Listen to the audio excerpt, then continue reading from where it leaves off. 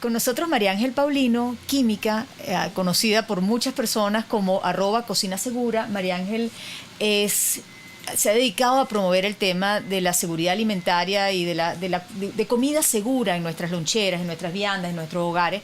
Y en el marco del Día Mundial de la Salud quisimos hoy entrevistarla. El Día Mundial de la Salud ha sido dedicado en esta oportunidad justamente al tema de la seguridad alimentaria y tenemos con nosotros a María Ángeles Paulino para discutir este importante tema. La importante organización, que es la Organización Mundial de la Salud, decretó este día como un día para hablar de la seguridad alimentaria, entendida no tanto como el tema del suministro de alimentos, sino como la inocuidad de los alimentos seguros desde el punto de vista de generación de enfermedades. María Ángeles, la Organización Mundial de la Salud, en sus materiales que difundió, y Juliana Chape lo recogió en la entrevista que te realizó, así es. Señala 5 medidas claves para el manejo de alimentos, para que estos sean inocuos, para que sean seguros. Uno de ellos es mantener la higiene. 2, separar los alimentos crudos de los cocidos. En tercer lugar, cocer totalmente los alimentos. En cuarto lugar, mantener los alimentos a temperaturas seguras. Y en quinto lugar, utilizar agua e ingredientes crudos seguros. Quisiera que revisáramos un poquito estas recomendaciones claves e irlas poniendo en el contexto de nuestras comunidades educativas. ¿Qué significa esto a la hora de preparar una lonchera o a la hora de tener una cantina? Bien, empecemos. Y fíjate que de hecho el contexto aplica muy bien el proyecto Lonchera Segura, que diseñé hace, prácticamente 3 años y que me ha permitido compartir con las comunidades educativas. Justamente habla de estas 5 claves de la inocuidad. Nosotros tenemos una cultura arraigada de utilizar loncheras, sobre todo en la edad escolar.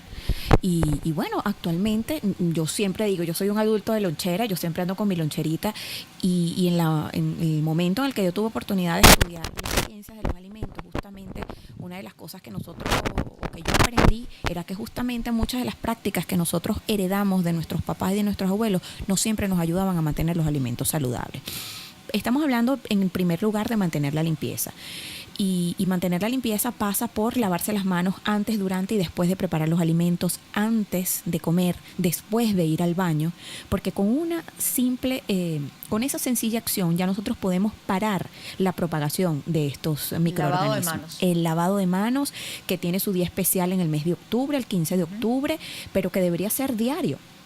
Y cuando tú te sitúes en cualquier espacio, te das cuenta que la utilización, por ejemplo, de geles antibacteriales ha sustituido el lavado de manos, y ya la Organización Mundial de la Salud el año pasado lo comentaba, es insustituible. El lavado de manos con agua y jabón, con ese efecto mecánico de frotar las manos, es insustituible y no hay gel antibacterial que lo sustituya. Déjame recordarle a la audiencia, porque el punto que estás tocando es importantísimo y me afecta como pediatra. Así es. El lavado de manos es un tema mecánico. Cuando tú utilizas un detergente para lavar las manos, lo que estás haciendo es eliminar la grasa a la cual están adheridos todos los agentes patógenos. Es un acto mecánico, no tiene que ser antiséptico, no tiene que ser antibacteriano, es un acto físico y mecánico, y es bueno que lo recordemos. Sí, así es. Entonces, este sencillo acto de lavarse las manos ya corta la cadena de propagación de estas enfermedades, porque nosotros a través de nuestras manos somos el mejor vehículo. Estos microorganismos no es que caminan de un alimento a otro, nosotros le permitimos pasar de un alimento a otro, siempre que, y entonces pasamos a la otra clave de la inocuidad, que es mantener separados los alimentos crudos de los alimentos cocidos. Explícanos eso. Hay un dicho muy antiguo de las abuelitas que dicen que la candela lo mata todo. Hasta cierto punto es cierto.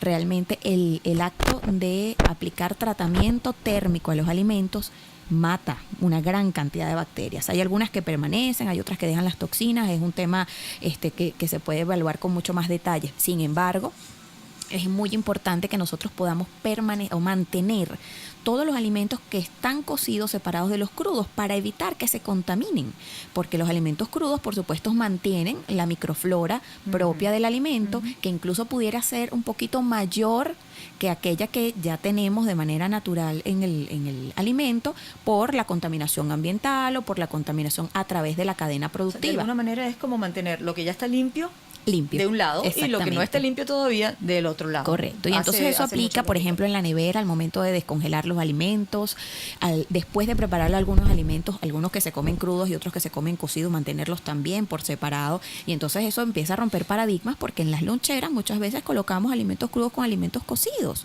y no medimos el impacto que eso pudiera tener posteriormente con una sintomatología que pudiera estar asociada a cualquier otra cosa y no a los alimentos que consumimos. Tenemos una cultura de comer caliente. Si no comiste caliente, no comiste. Así Eso es. no es un sanduchito, no es una comida.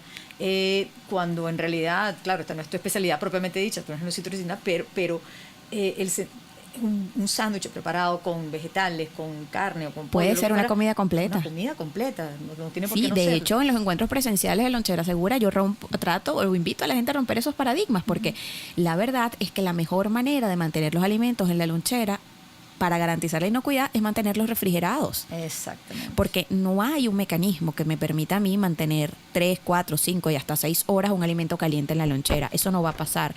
Todos los alimentos definitivamente se van a enfriar. Así usted los prepare muy tempranito en la mañana, en 30, 40 minutos ellos ya alcanzan temperatura ambiente y a temperatura ambiente el mayor número de los microorganismos encuentran ambiente propicio para multiplicarse. Si uno lo mantiene caliente, el alimento disminuye la proliferación bacteriana. Caliente, caliente. Sí, si lo mantienes a no menos de 60 grados Celsius, lo puedes mantener libre. Pero entonces el asunto es que el alimento comienza a sufrir cambios en sus propiedades organolépticas.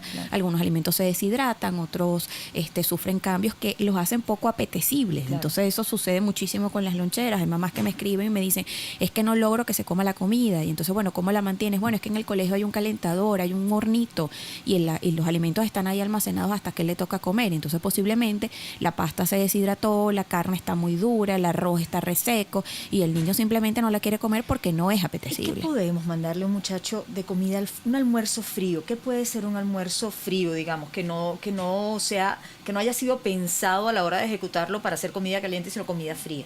Hay muchísimas formas de hacer ensaladas que no necesariamente necesitan tener lechugas, porque muchos de los venezolanos piensan en la ensalada como lechuga y vegetales. Nosotros podemos hacer ensaladas con granos, es decir, leguminosas, garbanzos, caraotas, frijoles, lentejas. Podemos hacer ensaladas con pasta, podemos hacer ensalada incluso con arroz integral, arroz salvaje. Con una mezcla de proteína de alto valor biológico, y entonces ya tenemos la pasta o tenemos el grano o tenemos el arroz como fuente de carbohidratos, y si a eso le incorporamos tomates, cebollas, pepinos o cualquier otro vegetal, incluso zanahorias crudos y cocidos, tenemos una comida completa y eso se puede almacenar frío, se come frío. Y está bien, es decir, hay que romper paradigmas cuando se maneja la lonchera, el que yo tenga la comida portable desde mi casa hasta el trabajo y hasta la hora que yo vaya a comer. Lo más fácil es mantenerlo con un frío pack o con un gel que se pueda mantener congelado toda la noche y que me ayuda a mantener con la lonchera aislante por un buen tiempo a una temperatura segura, que es otra de las claves de la inocuidad, que tiene que ver con mantener los alimentos a temperatura segura, y esto implica mantenerlos o a menos de 5 grados Celsius o por encima de 60 grados Celsius. Y con la lonchera, la verdad es que lo más fácil que podemos hacer es mantenerlos fríos. De hecho, es mucho más fácil de lo que muchos piensan. ¿A menos 5 grados o a 5? A menos de 5. Sí, a menos de 5. No congelados, no congelados, que estén refrigerados, como que si los tuviéramos en una cavita. De hecho, si lo llevamos a algo que ya nosotros practicamos, cuando usted vaya a la playa o cuando va a algún paseo y se lleva una cava a la que le coloca hielo, ya usted está manteniendo los alimentos a más o menos esa temperatura, una temperatura segura. Si eliminamos el hielo y colocamos un cool pack o colocamos una botella con agua congelada y la colocamos al lado de nuestra comida, ya nosotros podemos mantener una temperatura de refrigeración que a la hora que corresponde, por ejemplo, hacer el almuerzo, todavía está frío. Muchas escuelas decidieron invertir en microondas para calentarle la comida a los niños a la hora de almorzar. Cosa que genera primero el desorden de la cola del minutico para esperar a calentar tu comida y la gente corriendo. Algunas veces los microondas calientan de manera desigual, un niño puede tropezarse con otro, generar quemaduras. Esa inversión si una escuela tuviera que invertir en algo para ayudar a sus niños a comer mejor, ¿sería mejor tener neveras disponibles en los salones de clase para que los niños puedan meter su lonchera? La nevera sería una gran alternativa más que el microondas, porque te explico varias cosas que suceden con el microondas. He visto un poco la dinámica en los colegios y a veces lo que hace es que la maestra que está de guardia saca todas las loncheras y las empieza a calentar.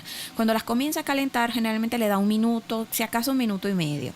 Eso entibia la comida, no la calienta. Entonces no la lleva por encima de los 60 grados Celsius. Por lo general no está esteriliza de nuevo, no baja el contenido. Ni cercano. Entonces, ¿qué hace? Lo que yo tenía posiblemente frío o tibio, o que salió de la nevera muy temprano de mi casa y que todavía está a temperatura ambiente, se entibia, llega a una temperatura óptima nuevamente para que los microorganismos se multipliquen.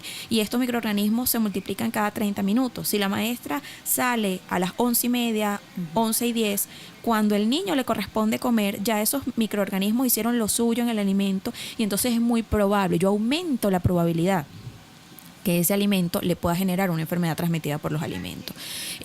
Eventualmente, si el recipiente en el que la mamá envía la comida no es apto para recalentar en el microondas, entonces nosotros estamos promoviendo la contaminación con sustancias que ya se sabe que son cancerígenas. De hecho, hay unos estudios bien interesantes en algunas universidades que asocian un aumento en la probabilidad de contraer enfermedades no transmisibles como el cáncer, incluso como la obesidad, simplemente por utilizar recipientes que no son adecuados para el recalentar en el microondas. Entonces, como ves, en algún momento se pensó como una solución, pero genera un problema adicional. ¿Cómo debe ser el manejo de las frutas que uno envía a la escuela?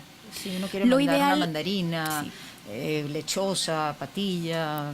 Sí, las frutas son un alimento extremadamente sensible. Hay algunos que se pueden mantener a temperatura ambiente, como tú bien lo acabas de decir, una mandarina, un cambur, incluso un mango pequeñito, se pueden mantener a temperatura ambiente, enteros sin picar, esa sería la manera ideal.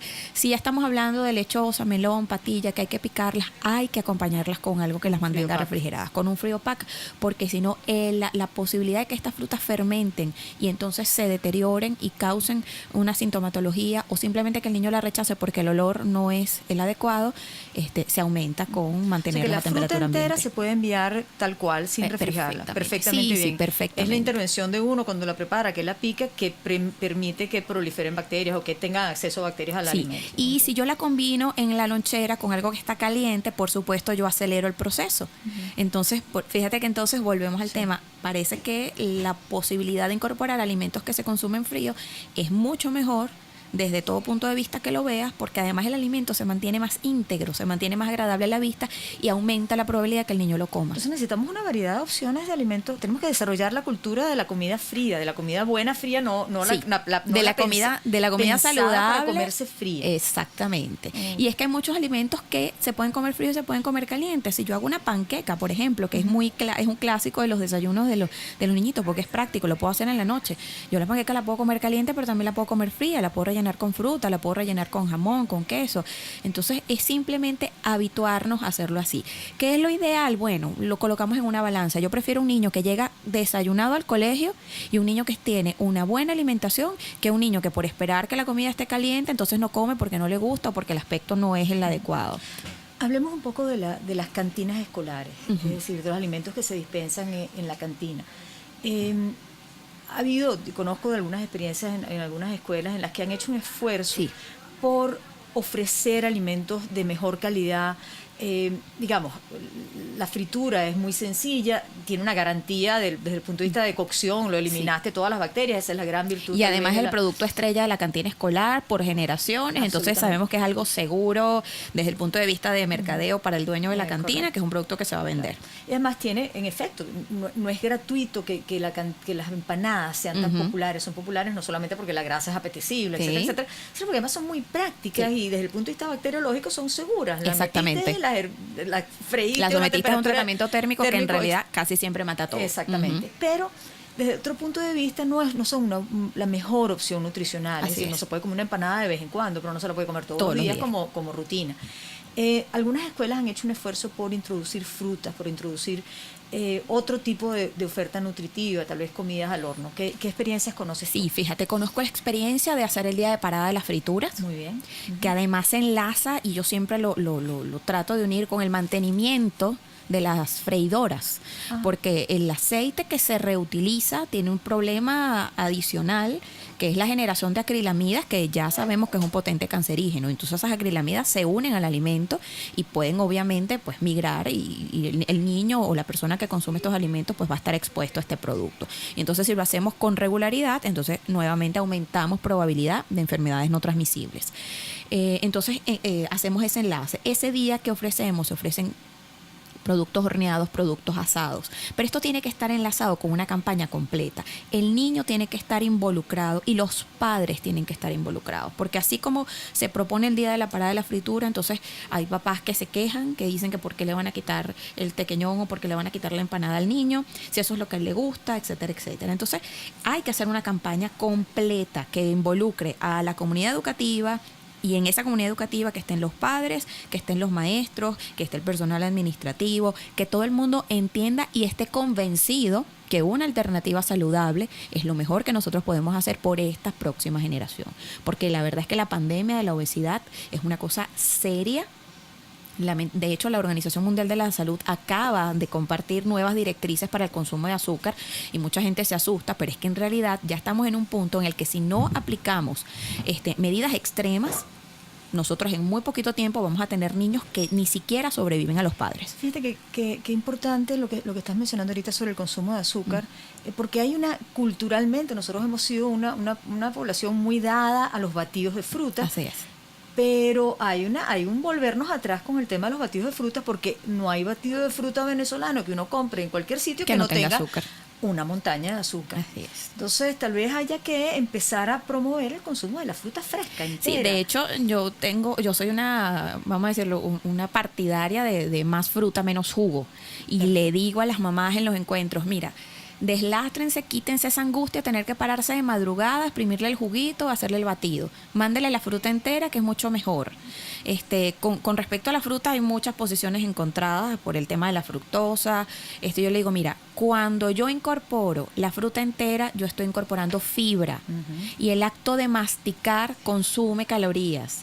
La fibra frena el paso de la fructosa a torrente sanguíneo. Entonces, estamos beneficiando con un alimento que es muy saludable, porque bueno, ya hasta nos hemos impuesto horas para comer fruta. A mí me parece eso es una locura. Yo siempre le digo, mire, coma fruta a la hora con la que usted se sienta cómodo en comerla, a menos que usted tenga una restricción particular. Pero en el caso de niños, personas saludables, caramba, lo mejor que podemos hacer es incentivar el consumo de fruta cuando pueda. De hecho, la campaña de 5 al día creo que es maravillosa, y eso hay que moverlo, eso hay que tratar de incentivarlo. Frutas prácticas en nuestra situación actual para llevar en una lonchera serían una mandarina, las mandarinas, los duraznos, los manguitos, el cambur. Con el cambur, bueno, ciertas personas me comentan que los niñitos no les gusta porque se pone oscuro, porque se aporrea. Yo ahí le digo, cuando lo saquen de la mano del cambur, trate de no cortarlo para que quede expuesta la parte fibrosa de la piel, sino que quede ya con el cubierto completamente. Y si se desprendió así, tápelo. Porque lo que nosotros necesitamos es garantizar que no haya contacto con el oxígeno. El oxígeno es lo que la pone oscuro. De hecho, para los que nos están escuchando, no es que la fruta se está dañando, simplemente se está oxidando y la pone en un aspecto que a muchas personas no les gustaría comerla. Entonces, si usted lo tapa quizás con un plástico o lo coloca en un recipiente y eso va refrigerado, la refrigeración también minimiza el proceso de oxidación. Fruta picada como el cambur, al que se le ha añadido una sustancia ácida como jugo de limón o como jugo de naranja, también bloquea ese Incluso proceso. lo puede bañar con un chorrito de yogurt. Siempre que nosotros hagamos barrera, es correcto, y que limitamos el contacto con el oxígeno, eso nos va a permitir a nosotros hacer más lento el proceso de oxidación, es decir, que no se ponga oscura. Vamos a ir a una breve pausa musical y regresamos en unos minutos con esta interesantísima entrevista con María Ángeles Paulino. Radiocomunidad.com, un espacio pensado por y para la comunidad. Bienvenidos nuevamente a Comunidad Educativa. Estábamos escuchando a Chayanne con Humanos a Marte. Me costó trabajo entender el título de la canción, pero ese es el título. Bien, volvemos nuevamente con nuestra entrevista a María Ángeles Paulino. María Ángeles es químico, es @cocinasegura en Twitter, muy conocida por la gente que va por ese espacio. Y a propósito del Día Mundial de la Salud, que este año fue dedicado a la alimentación segura, la inocuidad de los alimentos, pues tenemos a María Ángeles para discutir este tema que ella ha venido trabajando en distintos ámbitos. Ahorita quisiera también que comentaras con nuestra audiencia la oferta de formación que tienes para las personas, pero no quería dejar de mencionar o de destacar un aspecto que tocaste en el segmento anterior que tiene que ver con involucrar a los niños en la elaboración del menú. Como pediatra, esa es una de las recomendaciones que yo suelo hacer, pero dentro de ciertas normas. Es decir, bueno, pero él siempre me va a pedir helado de chocolate y papita frita. No hay que menospreciar a nuestros niños. Nuestros niños entienden mucho más de lo que nosotros pensamos, y si le ponemos un marco, les decimos, bueno, dentro de estas normas, tú decides el menú. Exactamente. 5 vegetales y frutas al día, unas proporciones determinadas, un número de comiditas diarias, pero tú tienes el poder para decidir el menú. Pero para decidir el menú hay que ir al mercado. Así es. Cuéntanos un poquito sobre eso. Bueno, fíjate que a mí me encanta ese tema porque muchas de las inquietudes de las mamás es cómo hago para que coma tal o cual producto, cómo hago para que coma más fruta, cómo hago para que coma más vegetal. Yo siempre le digo, bueno, primero hay que predicar con el ejemplo. Tienes que verte a ti, mamá, papá, tío, abuelas comiéndolo. Bueno, tiene mayor sentido que yo quiera que coma chayota o que coma auyama y yo no lo coma. Y en segundo lugar, eso me encanta, de ofrecerle las alternativas y que él elija. ¿Qué quieres de estas opciones? ¿Qué te gustaría llevar mañana en la lonchera? ¿Quieres llevar mango? ¿Quieres llevar cambur? ¿Quieres llevar mandarina? ¿Quieres que coloque unos arbolitos que son los brócolis? ¿O quieres que coloque unas rueditas de calabacín? O darle las alternativas y que él pruebe. Esas pruebas también hay que hacerlas en casa. Yo le digo, jamás ensayen con la lonchera, porque en el entorno escolar el ambiente no es propicio para nuevos productos. Eso hay que ensayarlo en casa, con calma, en un ambiente seguro, en el que vea a la gente que es conocida para él ingiriendo esos alimentos. La incorporación de nuevos sabores con los niños no es sencilla. Pensemos en nosotros como adultos cuando nos ofrecen un plato que nosotros nunca hemos visto o no conocemos, con sabores y con texturas distintas. Bueno, llevemos eso al entorno del niño, porque a él le pasa exactamente lo mismo. Él está desarrollando el gusto por los sabores y nosotros tenemos la gran responsabilidad de cultivar ese portafolio de alternativas. Mientras más alternativas yo le coloque frente, entonces más opciones va a tener él para elegir y más abierto va a estar a los nuevos sabores. Pero si yo lo hago desde el drama, desde la obligación, desde que esto es lo que te lo tienes que comer porque esto es lo que te mandó el médico, siempre va a haber una reacción, y la reacción nunca es, o sea, en esos casos rara vez es positiva. Una experiencia que yo he visto que ha sucedido en escuelas en oportunidades que puede ser muy útil para introducir ciertos sabores nuevos, puede tener que ver con la iniciativa o la invitación de la maestra. Mañana es el día en que todos vamos a comer brócoli o coliflor. Sí. Todos, por supuesto, eso no se puede planificar de un día para otro, pero podemos planificarlo para la semana que viene. Tenemos el día del brócoli y el coliflor. Y la tarea es: traigan brócoli o coliflor cocido de su casa. Exactamente. Y cada quien muestre cómo elaboró el brócoli o el coliflor. Entonces, hay maneras de incorporar ciertos alimentos más saludables dentro de la cultura escolar a través de las acciones de las maestras. Lo que tú hablas del modelaje es el modelaje es fundamental. importantísimo, y de hecho conozco varias iniciativas en instituciones donde hay, por ejemplo, el Día de la Fruta, y ese día no hay sándwich, no hay arepas, no hay galletas, sino que la merienda es fruta. Por supuesto, esto tiene que estar nuevamente acompañado con una campaña comunicacional, porque si la primera comida que va a hacer el niño va a ser esa fruta, eso es un niño que no va a estar bien alimentado durante el día.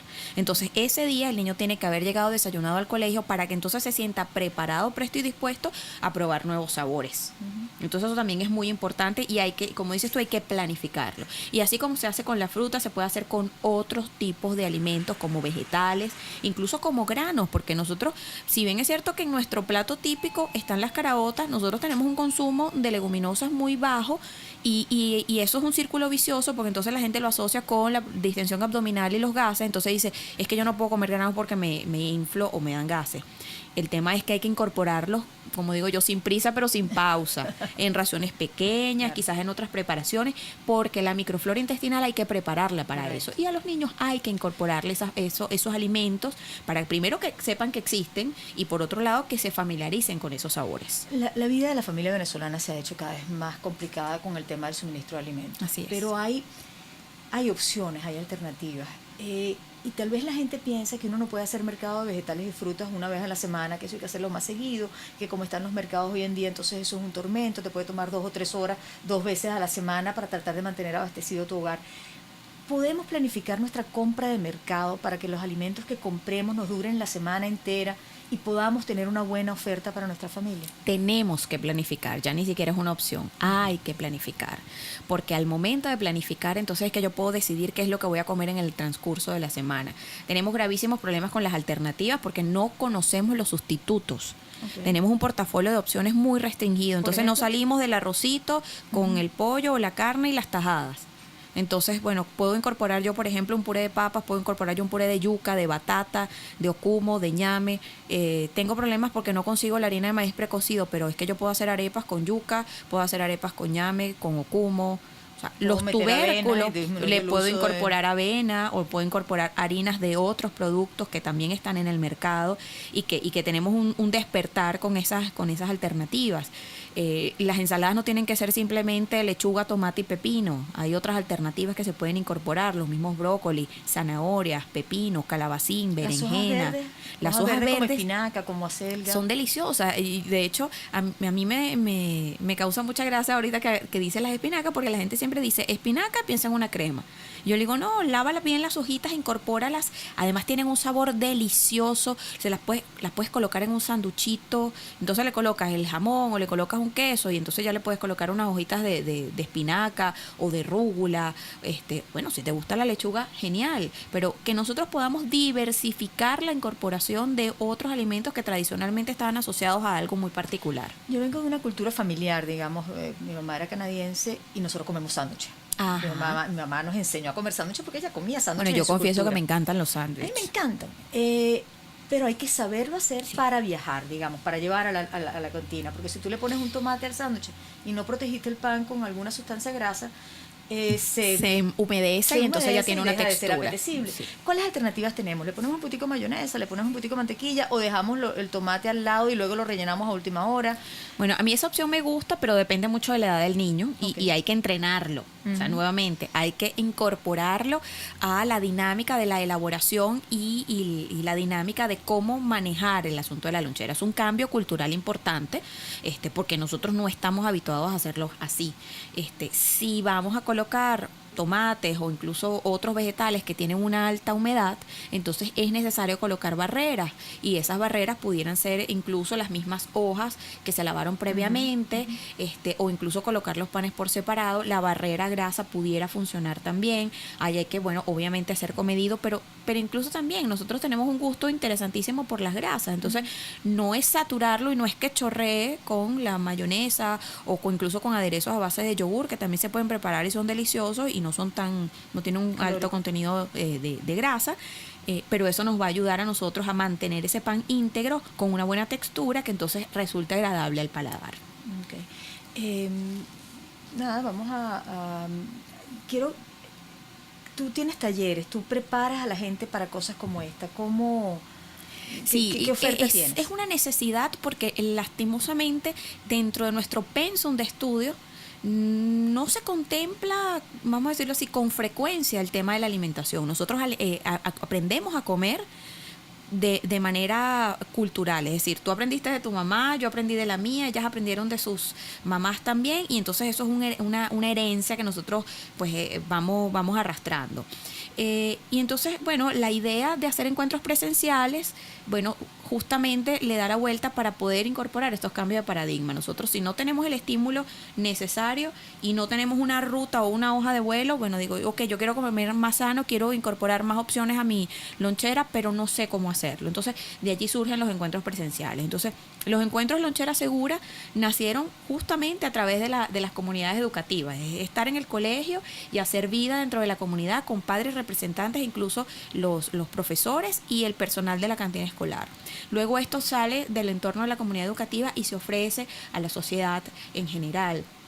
Y hay encuentros todos los meses, ya afortunadamente, y con la buena acogida que han tenido los encuentros, tengo oportunidad de viajar por todo el país. Y entonces tengo encuentros en Maracay, Valencia, Maracaibo, Puerto Ordaz, Mérida y otras ciudades donde también el interés por migrar hacia alternativas distintas, más equilibradas, más amigables con el medio ambiente y con mi propio cuerpo, hacen de lo suyo, pero necesito acompañamiento, necesito orientación. Entonces, bueno, en el sitio web cocinasegura.com siempre estoy anunciando dónde va a ser el próximo encuentro. De hecho, este sábado tengo un encuentro aquí en Caracas, donde voy a hablar de regímenes especiales de alimentación, porque es una comunidad también muy vulnerable, un nicho de mercado muy interesante que también está bastante desatendido, y entonces pues se le hace esa atención así, porque ellos por sobre todo son niños, adolescentes y adultos de lonchera.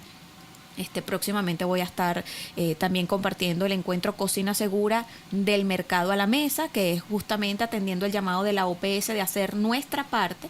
Bueno, es incorporar información relacionada con la seguridad alimentaria, con buenas prácticas de manipulación de los alimentos, desde que voy al mercado y elijo lo que llevo a mi casa, hasta cómo lo mantengo en la nevera o en la alacena y cómo lo presento para garantizar que esos alimentos no nos enfermen. Y como recomendación, que el coto del mercado no sea del dominio de la mamá de la casa, sino que comience a ser un espacio en el cual toda la familia se involucre. Nada entusiasma más a un muchachito de 7, 8, 9 años que ir a escoger el ramillete de vegetales o frutas o de zanahorias que vio y que le parece bonito para experimentar durante esa semana distintas recetas en las que puede participar. Fue un placer tenerte con nosotros. Yo encantadísima de compartir nuevamente contigo. Quiero que sepas que el Centro Comunitario de Caracas, nuestras instalaciones están abiertas y a la orden para cualquier actividad de este tipo en la que quieras utilizar nuestras instalaciones. Me encanta la idea. Y utilizar y apoyarte en nuestra infraestructura tecnológica para dar a conocer estas iniciativas que son tan importantes. El tema de la comida tiene que ser un tema, un espacio de placer, un espacio de seguridad, sí, de bienestar. Me encanta que cerremos con eso, porque la comida y la alimentación se nos ha convertido ya prácticamente en una carga, sí, por todo el estrés que nos está generando en este momento. Y todo lo contrario, el momento de sentarse a la mesa, así sea comerse el sanduchito o la galleta, tiene que ser un momento grato, tiene que ser un momento agradable. Este tema daría para muchísimas sesiones contigo, pero vamos a tener que dejarte para otra próxima oportunidad. Muchísimas gracias, María Ángeles, de nuevo, Paulino, por tu presencia aquí, @Cocina Segura. Despedimos esta emisión de Comunidad Educativa, recordándoles que se va a retransmitir este espacio a través de Radio Comunidad el domingo de 12 a 1, pero este segmento de la entrevista va a estar disponible para todos ustedes a través del canal YouTube de la Red de Madres, Padres y Representantes, el canal YouTube La Red de Padres. El Twitter, nuevamente les recuerdo, es @la red de padres. El Twitter de María Ángeles es @Cocina Segura. Pueden contactarnos a través de la red de padres @gmail.com, y en la producción de este espacio, en los controles de la estación, Solmar Briceño, como siempre, muy agradecido. Estrenándose Glenda González en la producción del espacio, en la coordinación general de la estación, Sonsoles Bamonde, y hoy especial agradecimiento a Fernando Delgado, quien es el encargado de llevar este segmento de la entrevista al canal YouTube. Muchísimas gracias y nos vemos el próximo miércoles de 8 a 9 de la mañana por Comunidad Educativa. Se despide Lila Vega.